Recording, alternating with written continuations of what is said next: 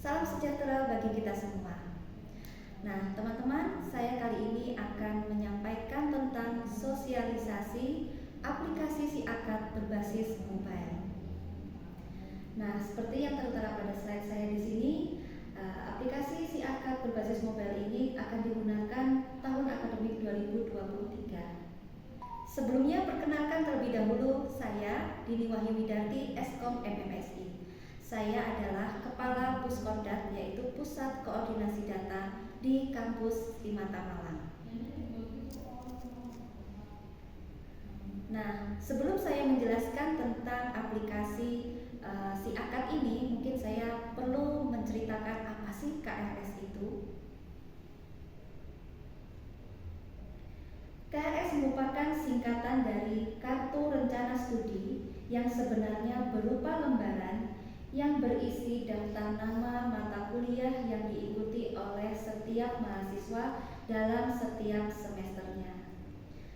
Nah, teman-teman, KRS mungkin kita kenal sebagai suatu kertas lembaran gitu ya. Walaupun singkatannya merupakan kartu. Kartu dalam hal ini bentuknya biasanya berupa lembaran kecil. Nah, di sini KRS yang kita maksud adalah lembaran berupa daftar nama mata kuliah yang akan kita ambil dalam setiap semesternya. Nah, nanti di dalam KRS akan tercantum pertama ada data mahasiswa, di mana data mahasiswa ini terdapat nama, NIM, program studi, dan lain-lain. Selain itu juga ada data mata kuliah yang diambil dalam satu semester beserta SKS yang ditempuh. Nah, teman-teman, mungkin saya perlu menjelaskan tentang SKS ya. SKS ini adalah singkatan dari Sistem Kredit Semester, yang artinya merupakan bobot atau beban studi yang teman-teman ambil dalam setiap semester. Tentu jumlahnya berbeda-beda. Nah, untuk mahasiswa baru biasanya rata-rata kurang lebih 20 SKS. Setiap mata kuliah minimal ada 1 SKS, ada yang 2 SKS, dan bahkan paling banyak ada 3 SKS. Namun khusus mata kuliah yang bukan kuliah tatap muka dan sebagainya seperti magang, ada PKTI atau skripsi, di situ jumlahnya 4 SKS. Nah, biasanya ada beberapa pertanyaan yang diajukan oleh beberapa mahasiswa. Di sini ada pertanyaan pertama, mengapa mahasiswa harus melakukan KRS? Nah, maksudnya tuh apa pentingnya KRS? Nah, teman-teman, KRS itu wajib kita lakukan atau kita proses untuk kita mengetahui berapa beban program studi, maksud saya berapa beban jumlah SKS yang akan kita tempuh dalam setiap semesternya, dan juga supaya kita tahu kita akan mengambil mata kuliah apa saja di setiap semesternya. Pertanyaan kedua, bagaimana jika mahasiswa tidak melakukan KRS? Apakah tetap bisa mengikuti perkuliahan? Nah, pertanyaan kedua ini sebenarnya kalau secara teknis ya, maksud saya secara harfiahnya ya, mahasiswa itu tidak ada larangan untuk masuk ke dalam satu kelas perkuliahan. Boleh masuk mengikuti walaupun dia sebenarnya bukan peserta di kelas itu. Karena pada dasarnya selama dia merupakan mahasiswa kampus Mata, sah-sah aja kalau mau ikut perkuliahan mata kuliah apapun. Akan tetapi kalau dia tidak melakukan KRS, maka dia tidak bisa mendapatkan satu presensi, tidak bisa mendapatkan presensi. Kedua, dia juga tidak bisa mendapatkan nilai. Sekalipun dosennya memberikan nilai, dosen tidak bisa meletakkan atau menyimpan nilainya pada mata kuliah yang diampunya karena mahasiswa tersebut tidak melakukan KRS. Jadi penting ya melakukan KRS. Nah, pertanyaan ketiga, apa sih KHS itu? KHS adalah singkatan dari Kartu Hasil Studi, di mana isinya merupakan mirip seperti KRS, akan tetapi ada nilainya. Dan nilai ini diberikan oleh setiap dosen pengampu, supaya kita tahu di akhir semester bagaimanakah nilai yang kita dapatkan, serta bagaimana jumlah IP setiap semesternya. Pertanyaan selanjutnya, berapa jumlah SKS yang ditempuh dalam setiap semester? Nah, setiap semester, bahkan setiap mahasiswa, setiap angkatan, setiap prodi memiliki jumlah SKS tempuh yang berbeda-beda. Khusus untuk mahasiswa baru dengan tipe reguler, dalam hal ini mahasiswa yang bukan transfer atau pindahan, maka dia diperbolehkan mengambil 20 SKS pada semester 1 dan 2-nya. Tidak boleh lebih dari itu ya. Jadi mungkin di bawahnya masih boleh, tetapi di sini biasanya rata-rata 20. Nah, bagaimana untuk semester selanjutnya? Nanti biasanya pada tingkat ketiga atau mahasiswa transferan boleh mengambil 24 SKS maksimal. Kemudian pertanyaan selanjutnya, bagaimanakah cara KRS dan bagaimana cara mendapatkan KHS? Nah teman-teman, setelah ini akan saya simulasikan bagaimana caranya kita melakukan KRS dan bagaimana caranya mendapatkan KHS. Nah di sini seperti yang ada di slide ini, aplikasi SIAKAD berbasis mobile bisa Anda unduh melalui link https://bit.ly/siakadapp11. Nah, nanti di link ini akan ada 5 aplikasi yang bisa Anda pilih. Saya sarankan silakan Anda pilih aplikasi yang universal. Aplikasi ini bisa digunakan pada handphone dengan berbagai OS, baik Android maupun iOS. Nah, silakan Anda pilih yang universal. Jika Anda sudah memilihnya, kemudian silakan diunduh. Saya pastikan bahwa ini aplikasinya aman dan tidak merusak device Anda. Nah, nanti setelah diunduh kemudian diinstal maka dijalankan. Nah, tampilan awal seperti yang tertera pada slide ini di sebelah paling kiri. Ketika aplikasi pertama dijalankan akan muncul halaman flash beberapa detik, kemudian nanti akan muncul halaman login, di mana halaman login ini dapat kita input dua inputan, yaitu menginput user serta password.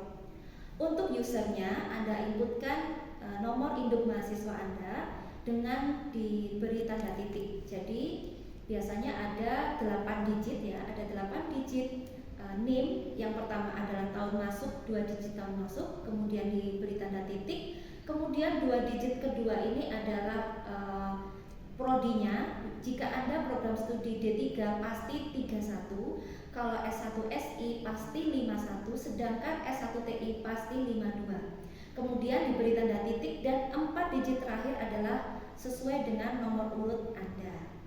Nah, kemudian silakan Anda masukkan passwordnya. Untuk password di sini kita menggunakan defaultnya adalah 1, 2, 3, 4, kemudian ada karakter dan serta huruf A besar, B, C, D kecil. Nah, seperti yang tertera pada slide saya ini sudah ada contohnya ya.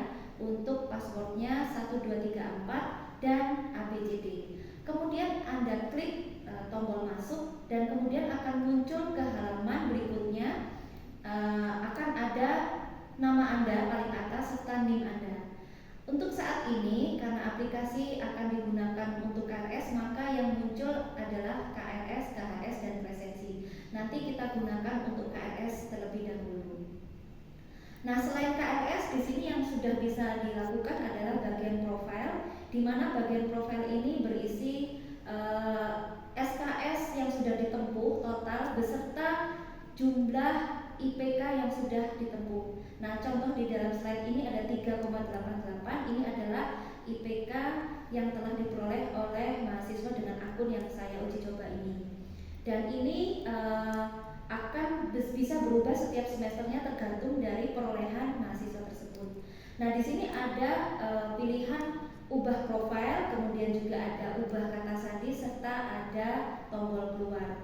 Usahakan ubah kata sandi yang sesuai dengan apa yang Anda ingat. Nah, untuk kata sandi harus menggunakan minimal 8 karakter, di mana 8 karakter terdiri dari kombinasi huruf besar, huruf kecil, angka serta karakter khusus. Nah, teman-teman, di sini seperti yang Anda lihat di slide ini, KRS menggunakan aplikasi berbasis mobile. Nah, sebelum saya menjelaskan bagaimana cara KRS, di sini saya akan menjelaskan tentang status KRS.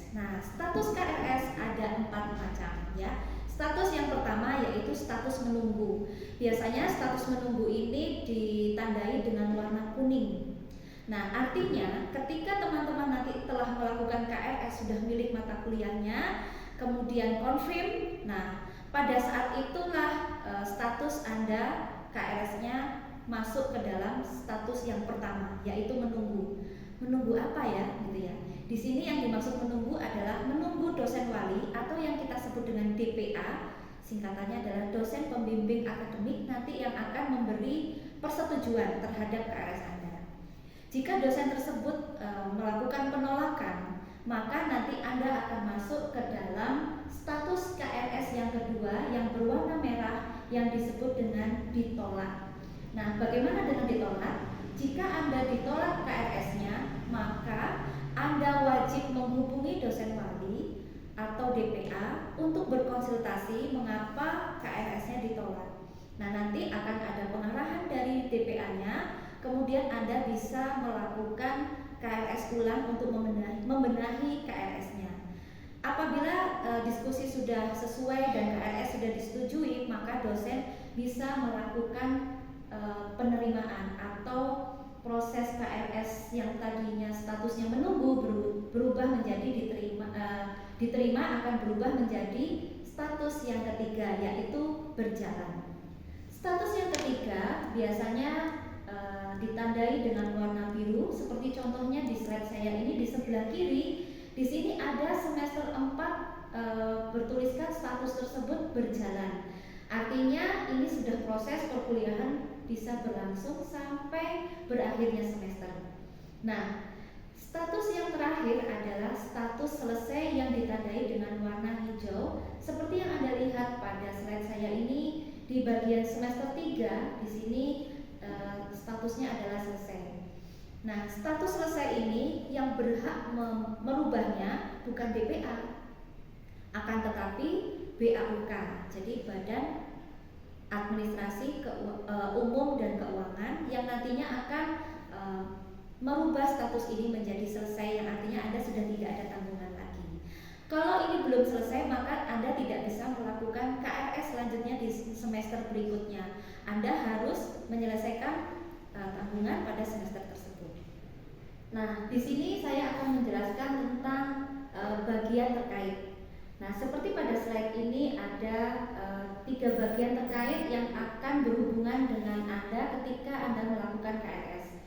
Pertama adalah BAUK atau Badan Administrasi Umum dan Keuangan yang disingkat dengan BAUK. BAUK adalah bagian yang mengelola keuangan kampus. Nah, teman-teman, untuk BAUK lokasinya ada di ruang resepsionis paling depan ya. Biasanya Anda ketika datang pertama kali ke kampus Timata, disitulah tempat ruang BAUK. Nah, kemudian bagian yang kedua adalah DPA. DPA singkatan dari dosen pembimbing akademik atau yang biasa disebut dengan dosen wali.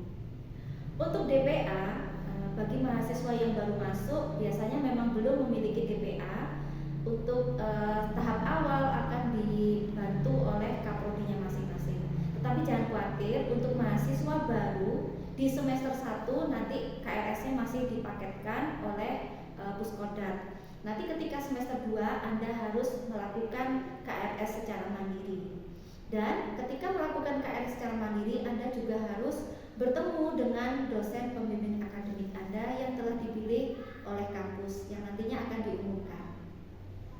Kemudian bagian yang ketiga yaitu Badan Administrasi Akademik dan Kemahasiswaan yang disingkat dengan BAAK. Ini adalah bagian pelayanan dan informasi mahasiswa. Di sini ruangan BAAK berada di lantai 2. Apabila sudah naik tangga maka ada di sebelah kiri pojok, di situ merupakan ruang BAAK. Nanti Anda bisa menemui petugasnya dengan Mbak Ami atau Mbak Desi. Nah, kemudian saya akan menjelaskan tentang alur KRS yang harus dilakukan oleh mahasiswa. Pertama, untuk mahasiswa pada semester 1, maka dia harus mengambil KHS-nya di semester 1 ya. Jika sudah selesai perkuliahan semester 1, dia mengambil KHS-nya di ruang BAUK.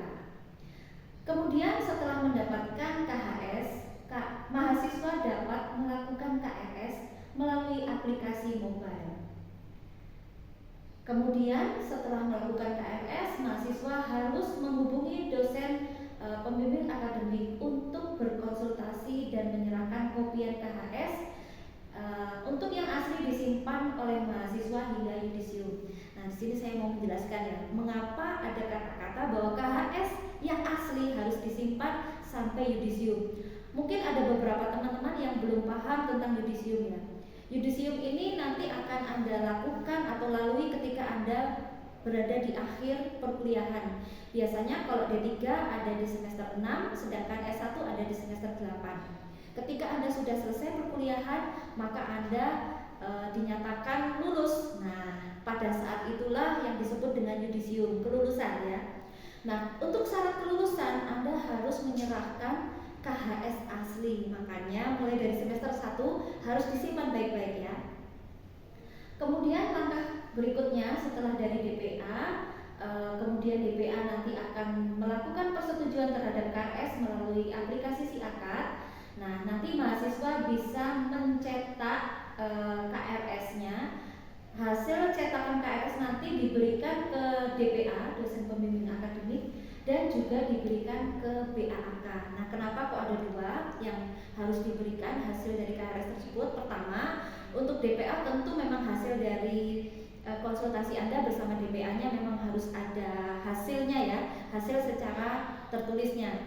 Nah, untuk yang BAAK nanti akan disimpan sebagai arsip untuk cross check jika di kemudian hari ada permasalahan, gitu ya. Oke, ini adalah alur dari KRS mahasiswa. Selanjutnya saya akan mencontohkan bagaimana caranya melakukan KRS. Baik ya. Di sini saya akan mensimulasikan menggunakan handphone ya, karena memang aplikasi ini berbasis mobile. Nah, kita anggap di sini kita sudah melakukan unduh gitu ya, kemudian juga sudah diinstal dan aplikasinya di sini bernama SIAKAD dengan lambang gedung berwarna orange dengan latar background berwarna hitam. Nah, mari kita coba melakukan KRS. Nah, mari kita beralih dulu ke halaman slide di sini. Slide di sini adalah contoh KRS yang mau ditempuh oleh mahasiswa semester 1 kalau yang ini ya. Nah, nanti saya coba. Nah, untuk uji coba kali ini saya cobakan pada mahasiswa semester 5. Baik, pertama saya akan buka dulu aplikasinya. Di sini ada splash screen ya, di awal ada splash screen. Kemudian ada halaman utama, di sini ada tombol KRS, KHS, dan tombol presensi. Kita tekan tombol KRS. Nah, seperti yang tadi saya sampaikan di slide bahwa di sini akan muncul IPK yang sudah ditempuh serta total SKS yang sudah ditempuh. Maksimal IP tertinggi adalah 4,0 ya. Nah, seperti contoh yang ada di layar handphone saya ini, di sini kita terakhir udah di semester 4 ya. Kita mau nambah KRS di semester 5, di sini ada tombol plus di sebelah kanan bawah. Kita tekan dulu. Kemudian di sini karena plus ya, berarti dari semester 4 lanjut ke semester 5. Saya cobakan untuk melakukan KRS. Di sini ada cari mata kuliah, kita cari dulu. Pertama misalnya mata kuliah Piranti Bergerak 3. Nah, seperti yang tertera di layar ini ada nama mata kuliah Pemrograman Piranti Bergerak 1A. Ada lagi Praktikum Pemrograman Piranti Bergerak 1A. Beda ya. Anda harus benar-benar membaca ini mata kuliah yang berbeda. Jadi yang satu adalah mata kuliah teori dan yang satu lagi adalah mata kuliah praktikum. Memang ini mata kuliah yang berbeda, kebetulan dosennya sama. Di sini sudah tertera nama dosennya, nama prodinya, pastikan Anda berada di prodi yang sesuai dengan prodi Anda, gitu ya. Kemudian kok ada huruf A gitu ya, nanti saya gulung ke bawah ada huruf B. Memang ada kelas B juga. Pastikan apabila Anda kelas pagi berarti Anda di kelas A. Kalau Anda mahasiswa kelas sore berarti Anda ada di kelas B. Kalau Anda berada di kelas A, maka silakan pilih yang di A. Langsung disentuh saja mata kuliahnya. Nah, nanti akan masuk ke bawah di sini ya, di bawah kata mata kuliah. Di situ muncul pemrograman piranti bergerak 3 kelas A. Nah, kita bisa menambahkan mata kuliah yang lain. Misalnya saya tambahkan jaringan komputer A, gitu ya. Nah, di sini sudah ada 2 mata kuliah. Lanjutkan sampai Anda memasukkan semua mata kuliah yang sesuai dengan KRS yang harus Anda tempuh, gitu ya. Misalnya tadi sudah ada jaringan komputer, sekarang praktikumnya misalnya. Oke, ini saya simulasikan 3 saja dulu sebagai contoh. Misalnya ini di sini sudah terlihat ada 5 SKS, ada 3 mata kuliah 5 SKS, lalu klik submit. Nah, nanti setelah klik submit akan muncul semester 5 statusnya adalah menunggu. Seperti yang tadi sudah saya sampaikan, bahwa status menunggu adalah status masuk KRS pertama kali. Jadi Anda harus menghubungi dosen wali untuk minta di approve atau di berkonsultasi, gitu ya. Apabila sudah berkonsultasi dan disetujui, maka nanti akan berubah menjadi status berjalan. Nah, di slide ini sudah ada ya, saya contohkan detail KRS. Nanti untuk mencetak detail KRS juga bisa dilakukan, ada cetak printer, cetak ya, atau print ya. Nah, nanti bagaimana caranya melakukan cetak KRS dari handphone ke printer. Ada beberapa handphone yang mampu langsung mendeteksi device printer, juga ada beberapa yang belum mampu. Bagi yang belum mampu, Anda nanti bisa mengcopy URL gitu ya yang ada di handphone, lalu dikirim lewat WhatsApp. Nanti WhatsAppnya dibuka melalui PC atau laptop. Nah, di situ bisa langsung di print gitu ya. Atau mungkin kalau memang ada fasilitas save PDF, bisa Anda lakukan save PDF di handphone. Oke teman-teman, cukup mudah ya untuk melakukan KRS melalui aplikasi mobile. Nah, di sini saya akan menjelaskan ada himbauan penting yang perlu Anda ingat. Yang pertama, bahwa semua mahasiswa, baik mahasiswa reguler, pindahan, dan RPL. Reguler ini adalah mahasiswa yang memang kuliah dari awal ya, yang bukan ada konversinya. Kalau yang ada konversi mata kuliah itu seperti mahasiswa pindahan maupun RPL. Di sini RPL atau singkatan dari rekognisi pembelajaran lampau, didapat mata kuliah dari transfer dan perolehan SKS. Pokoknya semua mahasiswa di kampus Timata, apapun itu proses masuknya, dia wajib menggunakan aplikasi SIAKAD Mobile untuk kegiatan KRS. Kecuali, ada kata kecualinya nih ya, kecuali dalam kondisi belum memperoleh nomor induk mahasiswa atau NIM, karena dia masih disebut dengan mahasiswa baru. Nah, khusus untuk mahasiswa baru nanti akan dilakukan KRS secara paket oleh Puskorda ya. Jadi nanti Anda silakan melakukan KRS ketika sudah masuk ke semester 2. Himbauan yang kedua adalah KRS manual hanya digunakan oleh mahasiswa baru dengan status pindahan dan RPL yang boleh dilakukan di awal semester saja. Sedangkan semester selanjutnya wajib menggunakan aplikasi mobile. Nah, poin kedua nih, kenapa ada manual? Karena memang di samping KRS melakukan mobile, itu juga ada KRS dengan mengisi lembaran. Nah, yang boleh mengisi lembaran hanya mahasiswa baru dengan status pindahan atau RPL saja, gitu ya.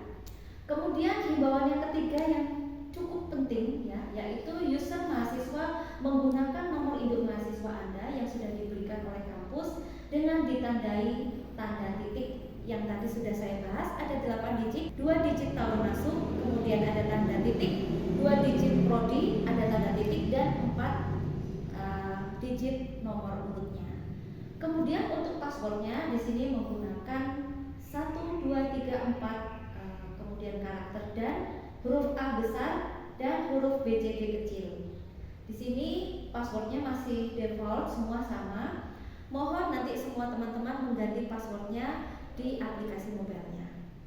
Baiklah teman-teman, sekian dulu penjelasan dari saya tentang sosialisasi aplikasi mobile dan bagaimana cara melakukan KRS. Jika ada pertanyaan, Anda bisa menanyakan melalui BEM, teman-teman BEM, atau pada saat pertemuan nanti di kampus Tilata. Oke, sampai jumpa. Wassalamualaikum warahmatullahi wabarakatuh. Salam sejahtera.